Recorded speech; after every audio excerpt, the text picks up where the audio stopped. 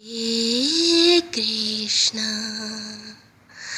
कृष्णा कृष्णा मेरे कृष्णा। नमस्कार मित्रों, 6 फरवरी 2024 को हम षटतिला एकादशी मना रहे हैं। नंबर 1 तिल का उपटन, नंबर 2 तिल के पानी का स्नान, नंबर 3 तिल से पितरों को तर्पण, नंबर 4 तिल का दान, नंबर 5 तिल का हवन, नंबर 6 तिल का भोग और उसका भोजन।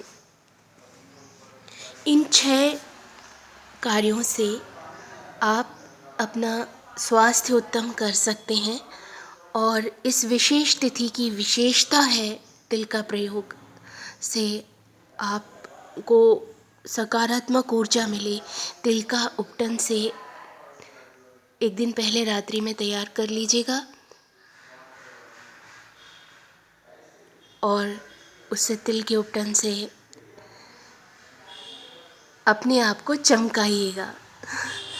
अच्छे स्वस्थ सुंदर बनके भगवान के सामने जाइए और पानी में जल में थोड़े से तिल डाल लीजिएगा। बहुत से लोग 6 तिलों का प्रयोग करते हैं, कुछ ऐसी मान्यता चली आ रही है। आप तिल उस पानी से स्नान कर लीजिएगा और अब जैसे श्राद्ध पक्ष में करते हैं, आप जल देते हैं, उसमें थोड़ा सा अपने पितरों के लिए तिल भी उस समय जल में मिलाकर उनको दीजिए, उनका आशीर्वाद लीजिए और थोड़ा सा हवन, जरा सा इतने से तिल का हवन कर दीजिए। और भगवान के लिए आप लड्डू बना सकते हैं, जो भी आप तिल की मिठाई बना सकते हैं। विष्णु लक्ष्मी भगवान को, राधा कृष्ण भगवान को, सीता राम जी को, जिस भी नाम से, जिस भी रूप से उन्हें आप प्रेम करते हैं, अपने सभी रूपों में भगवान को भोग लगाइए और उनकी प्रसन्नता से आपके जीवन में भी प्रसन्नता के नए नए अवसर आएंगे। यही तो है। और किसी को आप गौ माता को तो खिलाएंगे ही खिलाएंगे आप, लेकिन किसी और को भी आप तिल का दान, उस जो भी आप सादा तिल भी दान कर सकते हैं और कोई मिष्ठान भी दान कर सकते हैं। ओम नमो भगवते वासुदेवाय, इसका मन में निरंतर जप करते रहिएगा। सतयुग और त्रेता युग में बहुत विधि विधान से लोग व्रत करते थे। ईश्वर जानते हैं मित्रों, जो परिवर्तन आया है उस परिवर्तन के प्रभाव वो समझते हैं। बस वो आपके हृदय में चल रहे विचारों को सीधे सीधे समझते हैं, उससे कनेक्ट रहते हैं। आप भगवान के प्रति प्रेम भाव रखिए और जितना भी, जैसे भी आप व्रत कर पाते हैं फलाहार करके, उस तरह से, या जो भी आहार आप व्रत में लेते हैं व्रत संबंधी, उस तरह से करिए। मन में भाव ऐसा नहीं लाइए कि बहुत कठिन विधान से व्रत रखना ही आवश्यक है। बस आप उनका निरंतर मन में जप करते रहिए। आपको खुशी मिले इसलिए विशेष परिस्थितियाँ भगवान ने, ये विशेष तिथियाँ भगवान ने बनाई हैं। इसमें आप अपने को समय दीजिए, तिल से उपटन कीजिए, अपने शरीर का स्वास्थ्य का ख्याल रखिए और तिल को भोजन में आप शामिल कर ही रहे हैं। एक अवसर आता है जो हमें बहुत कुछ फिर से याद दिला देता है कि हाँ, इस चीज़ का ये महत्व है। उस चीज़ को शामिल कीजिए, दूसरों को भी बताइए, दूसरों को भी इस तिथि का महत्व बताइए। इससे आपको शारीरिक मानसिक शांति मिलेगी और सुख समृद्धि मिलेगी। इस भाव से आइए मित्रों, छोटी सी कथा का, षटतिला एकादशी की छोटी सी कथा का बड़ा सा लाभ मिले आपको, इस भावना से एक बार पुनः स्मरण करते हैं इस कथा का। वैसे तो आपने कई बार सुनी होगी। श्री कृष्ण सुना रहे हैं कथा का महत्व पांडवों को।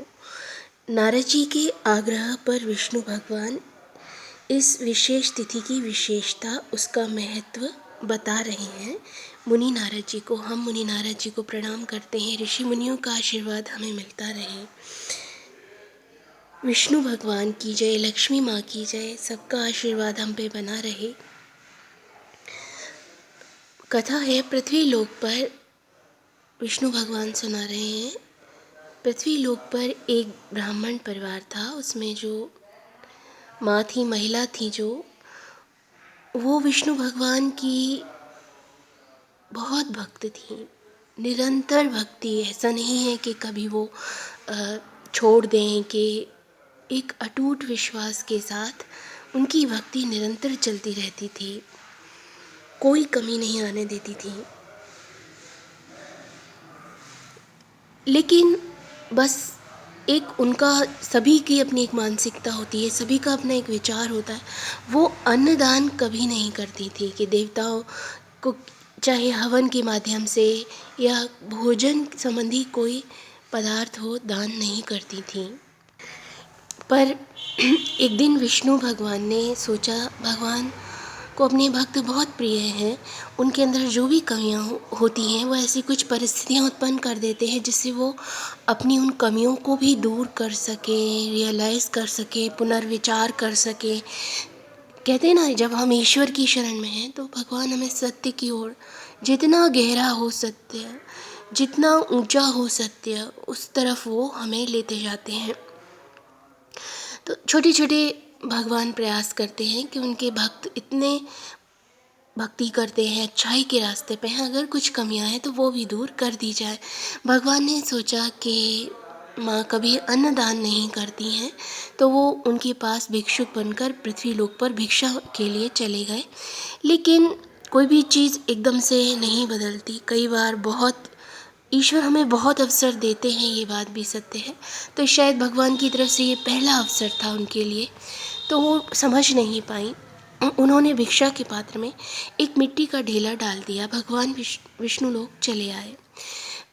माँ, जो ब्राह्मणी माँ थी, वो भक्ति करते करते वृद्धावस्था में चली गई और निरंतर भक्ति की उन्होंने। भगवान अति प्रसन्न हुए, लेकिन अन्न का दान उन्होंने कभी करना पसंद नहीं किया। उनके विचार में ये, इस चीज़ का महत्व उन्हें समझ नहीं आया।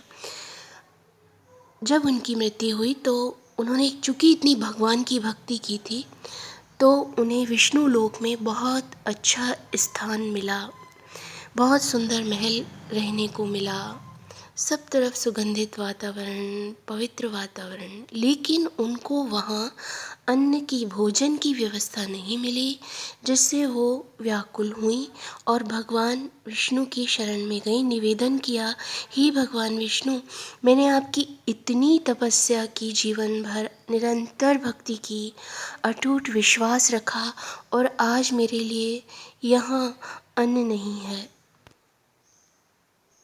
भगवान भक्तों को हमेशा प्रेम करते हैं।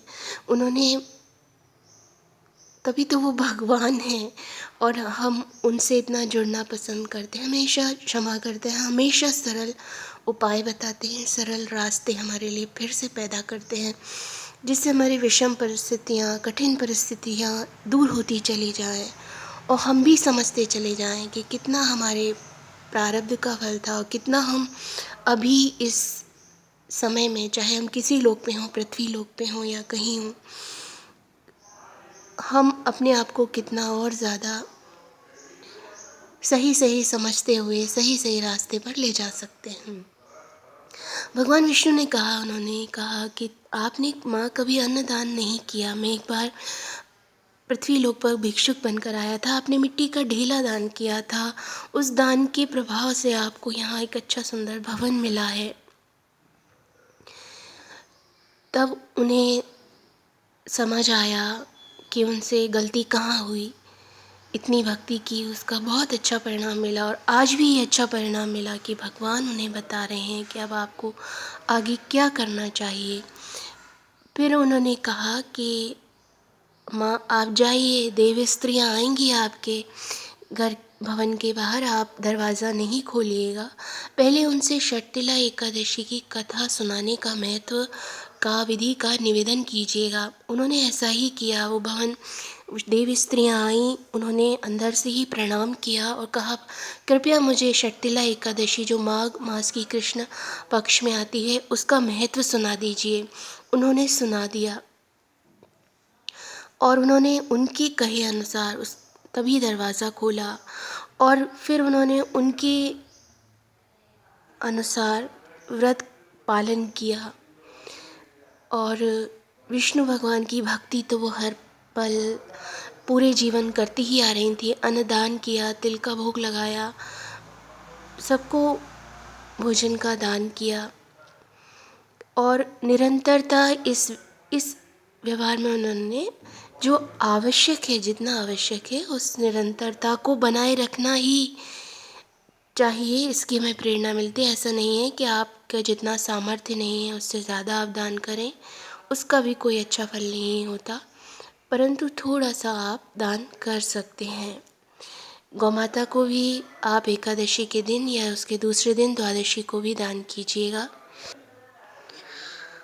भगवान की भक्ति ऐसी ही है, जब हम भगवान को समर्पित करते हैं, थोड़ी देर बैठ के 2-4 मिनट, फिर जब जब आपको समय मिले 2-2 4-4 मिनट ही इस युग में, कलयुग में भक्ति बहुत असर दिखा सकती है। और जब भी आप और कार्य भी करते रहते हैं तो भी अपना एक ध्यान, एक माइंड वहाँ रखिए, जिससे आप जो भी कर रहे हैं उसमें भी आपको एक पॉजिटिव सकारात्मक ऊर्जा मिलती रहेगी वहाँ भगवान से। और जो आप कर रहे हैं उसमें आपको सही मार्ग मिलता रहेगा, अच्छे से अच्छे उपाय मिलते रहेंगे।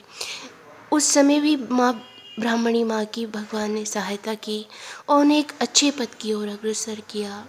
ऐसी ही मेरी आत्मिक प्रार्थना है आप सभी के जीवन में भगवान आपकी जो भी कठिन परिस्थितियाँ उन्हें जल्दी से जल्दी दूर करें और आपको उनकी भक्ति से मन की शांति मिले, सही मार्ग मिले। और मित्रों, तिल का प्रयोग भरपूर कीजिएगा। वैसे तो आप कर ही रहे हैं।